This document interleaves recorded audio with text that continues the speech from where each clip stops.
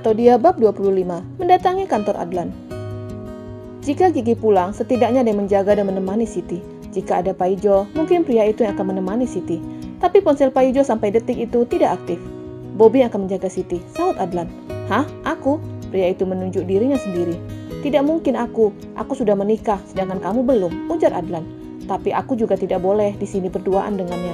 Apalagi dia sedang dalam proses perceraian, sahut Bobby sembari menunjuk ke arah Siti. Kamu hanya menungguinya, bukan mengawininya, ujar Adlan, lalu membantu istrinya untuk segera beranjak dari kursi. Gigi mengelus tangan sahabatnya. Besok pagi aku akan datang ke sini lagi, ujar Gigi lalu menatap Bobby. Jaga dia Bob, buat dia bahagia, jangan buat dia bersedih, pintanya. Untuk urusan membuat orang tertawa, aku ahlinya. Tapi aku khawatir. Khawatir apa? Tanya Adlan. Khawatir Siti jatuh cinta padaku, guraunya. Kamu bukan tipenya, sahut Gigi, lalu berlalu dari ruangan itu kembali ke kediaman mereka. Tinggallah Bobby di ruangan itu, duduk diam sembari menatap ruangan itu. Karena bosan, dia menyalakan televisi. Tapi karena masih pagi buta, siaran di televisi tidak ada. Siaran semut semua. Gerutunya lalu menutup layar televisi. Lebih baik aku tidur. Semoga mimpiku kali ini bertemu dengan Yayu. Gumamnya lalu memejamkan mata. Jam 4 subuh lebih beberapa menit. Bus yang membawa Nani sampai di ibu kota. Dia turun dengan penumpang yang lainnya. Menatap suasana di terminal cukup ramai. Suasana di sana seperti tidak mengingat ada pagi dan malam. Karena terminal selalu ramai dari para penumpang yang datang dari luar ibu kota atau penumpang yang akan pergi keluar dari ibu kota. Aktivitas di tempat itu selalu ramai. Nani melangkahkan kakinya keluar dari terminal. Sampai di depan terminal dia bingung. Belum ada angkutan yang melintas di sana. Hanya sebagian kendaraan melintas. Kemana aku harus pergi? Nani bingung. Dari jauh dia menatap sebuah halte. Dia berjalan ke arah halte sembari menenteng tas yang berisi pakaiannya. Duduk di halte sembari mengingat nama kantor Adlan dan juga nama toko roti Gigi. Kenapa aku tidak bisa mengingat apapun? Gerutunya sembari menepuk dahinya. Aku harus bertanya kemana? Nani mengerutkan dahinya sembari terus berpikir. Lalu dia teringat ibunya Adlan. Apa aku minta bantuan wanita itu? Tidak. Aku tidak mau berurusan dengannya. Aku juga tidak tahu di mana alamatnya. Bahkan nomor ponselnya. Bude Nani mengusap wajahnya dengan kedua telapak tangannya. Ngantuk itu yang dirasakannya. Tapi tujuan utamanya ke kota adalah menjemput Yayu. Untuk rasa kantuk masih bisa ditahannya. Tapi anaknya yang tidak bisa dibayangkannya. Yuk, kamu di mana? Gumamnya. Lalu muncul di dalam benaknya tentang Adlan. Dia kembali ke terminal untuk mencari ojek. Pak, tahu alamat kantor pengacara Adlan? Tanyanya. Enggak tahu, sahut si tukang ojek. Duh, bagaimana ini? Gerutunya. Ibu mau ke sana? Tanya tukang ojek. Nani menganggukkan kepalanya. Apa nama kantornya? Tanya tukang ojek lagi. Saya kurang ingat, tapi pemilik dari kantor pengacara itu Adlan, jelasnya. Tukang ojek menganggukkan kepalanya, lalu membuka ponselnya. Dia mencari kantor pengacara yang ada di kota itu menggunakan peta. Di sini ada banyak, jadi yang mana, Bu? Ojek kembali menunjukkan ponselnya. Yang ada di pusat kota yang mana? Tukang ojek mengetik sesuatu, lalu muncullah 10 kantor pengacara yang ada di kota itu. Kita datangi satu persatu. Nani langsung duduk di atas motor tukang ojek. Bayarannya bagaimana? Nanti kamu hitung saja semuanya. Tukang ojek menyalakan motornya dan langsung menuju kantor pengacara yang ada di pusat kota. Ini dia. Tukang ojek memberhentikan di sebuah bangunan yang terlihat seperti ruko. Nani menatap bangunan itu. Ayo Bu, tanyakan ke sekuritinya, ujar tukang ojek. Sepertinya bukan. Dari mana Ibu tahu? Ibu saja belum bertanya. Yang aku dengar, kantor pengacara Adlan itu besar, bukan seperti ini. Bangunan ini malah terlihat seperti toko, ejeknya. Ke tempat yang lain, titah Nani. Tukang ojek kembali melajukan motornya. Dalam beberapa ratus meter, motor kembali berhenti. Nani menatap bangunan itu, lalu menggelengkan kepala. Bu, ini sudah yang kedua. Bensin saya lama-lama habis. Saya akan bayar kamu, tapi syaratnya cari dulu di mana kantor Adlan. Mana saya tahu, Bu, gerutu tukang ojek. Makanya cari tahu, sahut Nani judes. Pria itu kalah galak dari Nani. Jadi dia mengalah dan kembali melajukan motornya mencari alamat yang dituju Nani. Tujuan ketiga sampai ke-6 sama. Bangunan hanya ruko. Dan Nani enggan untuk turun. Bu, jika sampai yang ke-7 belum ada juga, bagaimana? Jika yang ke-7 masih belum ketemu, kita cari ke-8. Lanjut, suruh Nani, sembari menepuk pundak tukang ojek. Tukang ojek mendengus kesal, tapi dia tetap melajukan motornya.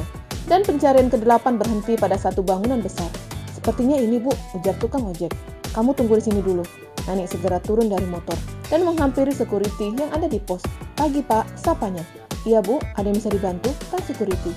Apa benar pemilik kantor ini bernama Adlan? Bukan Bu. Kalau kantor Adlan di mana ya? Pak Adlan pengacara, tanya security balik.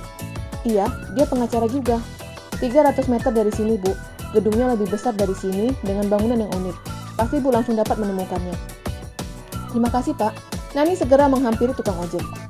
300 meter lagi. Katanya ada bangunan unik, itu kantornya. Yaitu segera menyalakan mesin motor dan segera melesat ke tempat yang dituju. Dalam sekejap bangunan itu langsung terlihat. Ya ampun Bu, ini namanya bangunan putih. Memangnya kamu tahu bangunan ini? Tahu lah. Bahkan seluruh warga sini tahu bangunan ini. Tinggal Ibu bilang saja ke bangunan putih.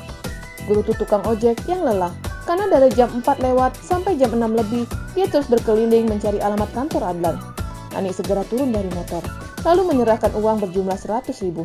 100.000? Jadi maumu berapa? 500.000. Kurang ngajar.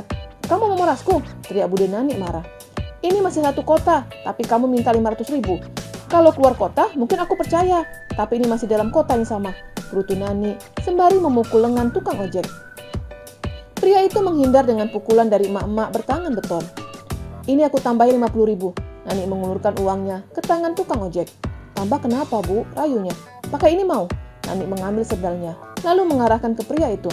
Dengan cepat tukang ojek langsung mengambil uang itu dan segera berlalu. Orang kota mau mengerjai orang kampung. Dipikirnya aku bodoh. Belum tahu dia kalau aku herder. Gumamnya sembari memakai sendal. Menatap bangunan itu, lalu berjalan menuju pekarangan bangunan itu. Bu, mau kemana? Tegur security yang kebetulan sedang berada di pos. Nani segera menghampiri pria itu. Apa benar pemilik dari tempat ini Adlan?